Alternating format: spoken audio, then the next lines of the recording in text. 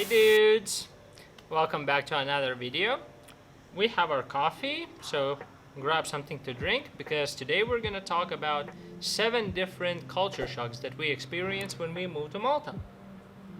That is correct. That is correct. For those who don't know this, we moved to Malta 2 years ago, and when we moved here, we noticed some differences because originally we are from Latvia, then we lived some couple of years in Scotland, and then we moved here. Yeah. So, let's start with the very first one. And the very first culture shock difference for us was Maltese work ethics. As you mentioned, we moved to Scotland first, and when we started working there, not only us but people around us kind of noticed that Latvians are very hardworking, at least in comparison to the people that we worked with. Yeah, we were working longer hours. We never complained about our shifts. We would come in on the weekend, and we never complained being working in the evening or in the morning. Yeah. As other people would be like on the Friday night, they would try to get off work. I'm not sure if that's the main reason. Maybe, possibly, it was because we actually really needed money to stay there. And a lot of people that we worked with were, quite young, so they still lived with parents. So they were just like, it's nice to have a job, but it's not like I'm gonna die outside if we don't have a job. Just like us. We might as well die. Yeah. Then we moved to Malta after a couple of years in Scotland, feeling like we're the hardworking people.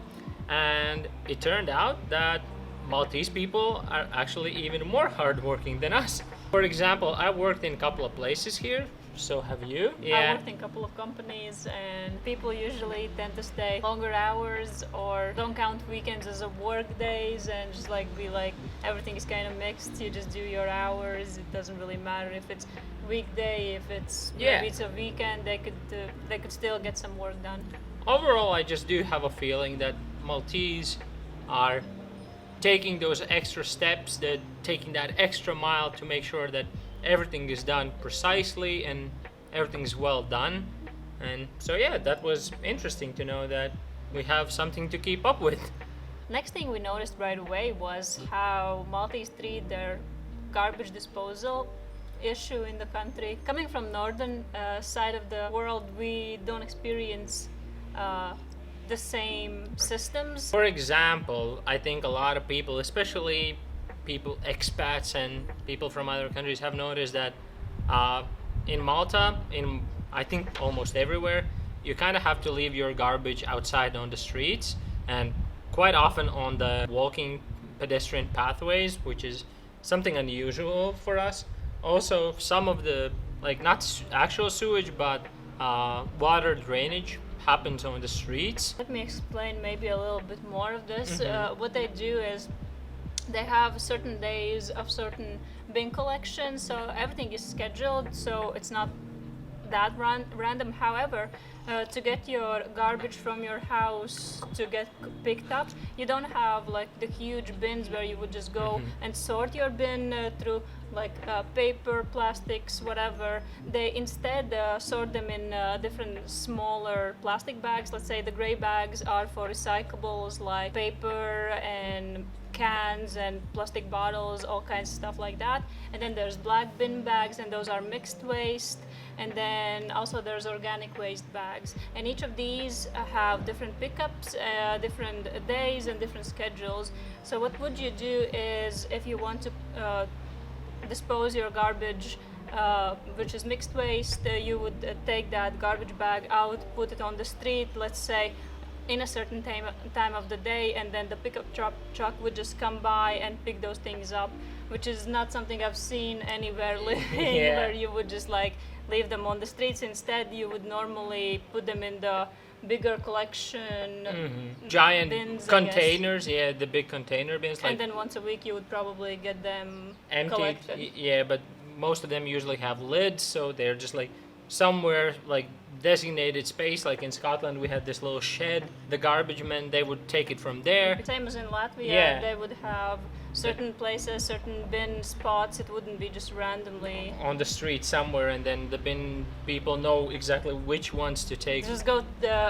What they do is they go past your street and just collect everything on that hour, and then everything is cleared up, hopefully, if they don't miss anything.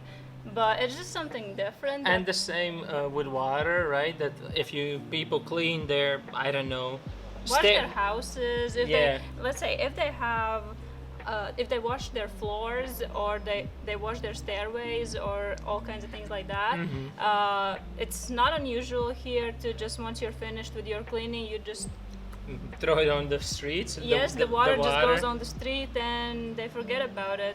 And for me, I never seen anything like that. I think everything needs to go through Sewage, like drainage, like some people pour it in down the toilets or something like that, but you wouldn't pour it the right on the street. the dirty water on the street. Yeah. So that's something that was weird, It but was culture shock for me, for sure. yeah, because I know at least in Riga, where I'm from, almost every single house, a single shop, everyone has to have at least those tiny little bins that, like, yeah, so it's a bit different.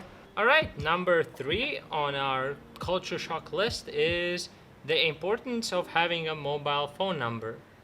Yeah, when we moved here, obviously one of the checklists was getting Maltese phone number so we can be reached in case someone needs to contact us from work, so we can get better rates on calls and internet, obviously. Yeah. So it just makes sense to get the local number. And so what we did, we went into the phone shop and asked for phone number, and they said, well, if you want a Maltese phone number, you're gonna have to provide your passport information or some sort of ID or anything of that.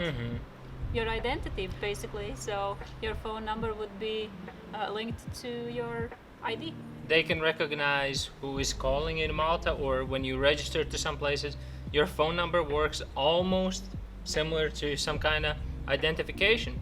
Like, for example, in Latvia or Scotland, you could have 50 different SIM cards and call from all. No one cares. No one would ask you even questions. Yeah. You can come at the counter with like 5 different phone numbers. You just pay for them and you Yeah. use them as you please. You would be like, I need 10 phone numbers. I don't care. Give me the money. But here it was like, yeah, can you show me your passport? Or They take copy of your passport Yes. and all that kind of thing. And I was like, why do you need any of this? I'm just getting a phone. I'm not getting a phone on a loan or anything. It nothing. wasn't even like we wanted a phone contract. It was basically prepaid Yeah. cards. What we were after. The- So there was literally no need for all the information that we were asked. But that was something different, what we never experienced before. So even lately, I don't remember, we registered for something. They're like, okay, so what's your phone number? And you give your phone number. They're like, okay, yeah, we know who this person is. It's like, what? So even though obviously when you move to different countries, you want to get the phone number as quickly as possible, in Malta, it's one of the must things to do to get here. Yeah, and take your ID when you go pick your phone number up, because Yeah. you will They- be asked for that. Yeah, and they will not give you a SIM card or nothing. Prepaid, nothing. Yeah. You just need to show all the documents first, and then you can apply for the card. After that, once you have your documents with you, it doesn't take long. They just register you on the phone number. They give you the SIM card, and you can happily walk away. So, something to take a note of. Okay, so we'll move on to number 4. And number 4 on our list is how social and outgoing Maltese people are. As northern country people, we probably are a bit more reserved and a little bit more quiet and observing before we just jump into a conversation. Yeah. Maltese people like to just get to know each other more, get into conversations. They don't mind the personal space as much as a Nordic person would, so we kind of enjoy some space between people. And That's maybe, I think the great example for that would be queues in the shops when you go to your grocery store. Us Latvians, we would take 2-meter distance even before COVID, Yeah. just so we don't get too close to other people. Whereas here, people just like to be as close as possible to you, and they wouldn't really mind your personal Yeah. space as much. So in bus stops or in buses, everyone feels like a lot more comfortable being so close to each other. For us, we take as stand as far as we can on the streets. They will say hi or hello and smile at you. And in where we're from, it would be like, what the hell that person's looking at? Like, why are they saying hi or anything? I don't know this person. Yeah, they will start conversations on the streets with one another as if they know each other already. I think they actually do know each other. The thing is, in Malta here, where we live in Gzira, I think every middle-aged lady knows the other middle-aged lady on the street, because they can just start conversation like even one is on the balcony, another is on the street. They could just yell at each other, but they don't fight. They just like communicate really. But it's funny to watch because they seem unbothered by anyone or anyone looking, whereas in Latvia you couldn't imagine doing that. Yeah, when we see a person that we already know, like a old classmate or a friend that we saw in a party or something, we would be like, hopefully that person didn't notice me. Sure. But that makes Maltese people a lot more friendly to each other and nicer to like people around, so it's quite nice, I would say. And that actually leads us to our next point, that in Malta you kind of have more access. All right, the bell's ended. So that actually leads us into our next point, and that is, because Malta is such a small country, you kind of have more access to key people in the country. And even in the company, because the companies I've worked in are Malta-based, and for that reason they work with you in the office, and like you can meet your CEOs and directors. For example, when I started the job that I'm working here now, on the very first day they were like, okay, so you will meet the CEO of the company, and I was like, what? On my very first day. And then throughout the years that I've worked with the company, I speak to very upper level management people, directors and people like that, and they will always treat you just like another person. They don't care what's your position in the company, or they just treat you as a normal human, and you can talk to them and get things done, which is nice. And we even have the Malta Health Organization leader when the lady who was pretty much running the whole virus thing here and giving us the briefings and all kinds of things. You can just ask her questions pretty much, and she's the main person in the country. I guess that's so different, where the country is so small that the key roles can be just covered by these people, and you can actually access them. In other countries where you have larger populations, it would be levels and levels of people you have to get through before you get to the person in charge, and so that wastes a lot of time. And yeah, I mean in Scotland, because I don't know how many people exactly live there, but there's millions of them, and like the companies that we worked before, you would never speak to an actual company director or CEOs or anyone. It would be like, yeah, you will speak to middle management at best, and that's it. You will never get any further. I think it also gives you more opportunity, because when you are closer to main people, you kind of become like them, and it is easier for you to apply for different positions. Whereas if you're very down to the like the lower management would be like, well, I choose this and that's it. You don't go anywhere further than that. Like if they don't like you for any reason, that's it. You will never progress. But here, if you want to go to interviews and you get interviewed by company management that actually are an owner of a company, you have, let's say, more opportunity to be judged for who you are and your skills, rather than I'm not sure if I like this person and I wouldn't let them grow in because I'm the manager or whatever. Yeah. So in a lot of places here, you can speak directly to higher upper level people, which is cool.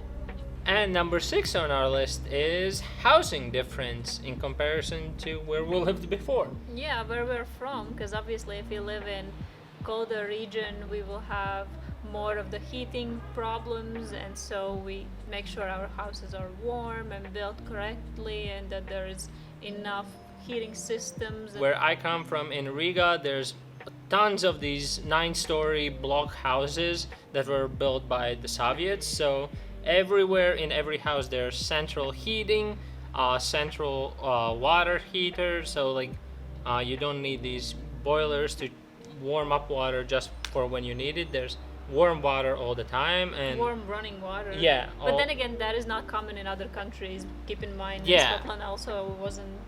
It was something that they didn't have. Yeah, and the country or the government turns on the heaters in the winter when they think it's appropriate, and they turn it off when they think it's appropriate. Also, one difference that I did notice is that places that and the flats that we've seen in Malta all have tiles on the floors throughout the whole apartment. In Latvia, you would see tiling only in the bathroom and in toilets, because that's where the floors would get wet more, and the rest of the houses are usually some kind of wood or other warmer material, so it's kind of weird to walk around tiles throughout your whole apartment. Because it is different here. The climate here is more warm, and so it makes sense for summer when you have tile floors. It does give you a bit of a cooler effect here, whereas if it was carpets here in summer, it would be a bit ridiculous. Exactly. Another thing, especially in comparison to Scotland, is how big windows are here in Malta. So obviously everything is a lot lighter. You get a lot more light inside the house, and you get a lot more sun. I think in Scotland, it probably because of like the weather, all of their windows are super tiny. You feel it's a lot darker, and I was kind of annoyed by that. It's true, and in Scotland all the houses are built like that. It wasn't only our apartment building, it was throughout the city. It was a bit close, small windows. Yeah. And also, for example, I think most of the places in Malta have air conditioning built in flats. But in Latvia, because this was probably the hottest summer they experienced in a long while, none of the people, with some exceptions, none of them have air conditioning. So throughout the summer, everyone was completely like hot and boiling because they don't have air conditioning. The houses are built to last the colder seasons. So it was interesting. it's true. It's true. And this is the number 7, and also the last one. What we have is Sundays. So a little bit of a shock for us was that most shops on Sundays are closed. Or they have reduced hours. Grocery shops might close at 2 o'clock in the middle of the day, and so you have to get your shopping done either the previous day or early in the morning. I still, after quite a while, keep forgetting that you can't buy groceries on Sundays. So I would go to the big shop and be like, yeah, it's Sunday, I'm too late, it's 2 o'clock in 10 minutes, you can't buy groceries anymore. The same thing with buses, right? They have different schedules for Sundays and public holidays, so they would drive less, and so they would be more crowded and more spaced apart from each departure, so you could just happily wait longer. Which makes no sense in some way, because most of the people are off on Sundays, so they want to use the public transport and go to places, but the transport is not available. Transport not available. Shops, some of them or most of the shops might be closed or not open before 11 in the morning. Yes, if you go to city center and try to go to shops, they open later, like clothing stores or home stores. It wouldn't be a surprise if they open at 11, whereas in Scotland and Latvia all shops start at 8 or 9. It doesn't matter if it's weekend or if it's a weekday, so that would be a little bit. And in the same way, they do take public holidays like as actual holidays. I think in Latvia, it doesn't matter. It doesn't matter. It's like, oh yeah, it is a public holiday, but everything will so work. So you can cash in. Yes, everything will work the same day. Some people might be off, but everything will work as usual.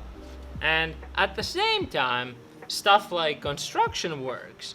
They never stop. They never stop. It's Sunday evening. They will drill and make some noise. They don't care. They'll just build every time of the day. For us, we already know this since we live here about 2 years now. We try to avoid Sundays as our main chore days. We try to plan them in on Friday evenings or Saturdays, because then everything works somewhat normally and you can get everything done. However, when it's Sunday in summer, it's easier because you just go to the beach and you enjoy your life. But when it's winter, you just kind of sit at home and watch videos because there's not much more to do. Alright, so this is our list of culture shocks that we experienced in Malta. So this is gonna be the end of the video. If you liked it, you can share it on your mails list. And if you want us to make more videos, you could subscribe. That would be great. And we'll see you in the next video. Bye. Bye.